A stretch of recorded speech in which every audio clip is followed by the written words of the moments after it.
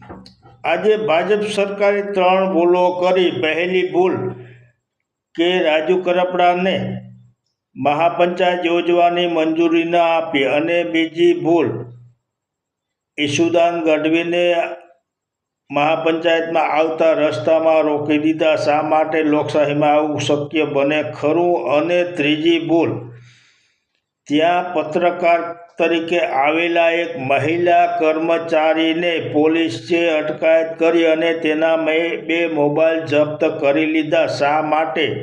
પત્રકારને શું પોલીસ અટકાયત કરી શકે? શું આ લોકશાહી કહેવાય? તે મહિલા શું ત્રાસવાદી હતી કે તેને પત્રકારિત્વ કરતા અટકાવી અને તે પછી બબાલ થઈ અને પથ્થરમારો થયો?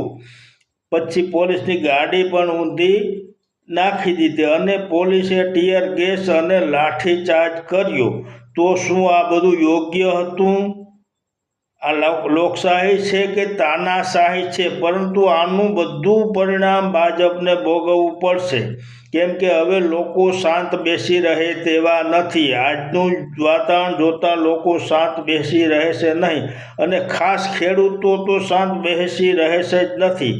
અને તાલુકા પંચાયતની ચૂંટણીઓ આવી રહી છે, તો હવે ભાજપ સરકાર તૈયારી રાખો।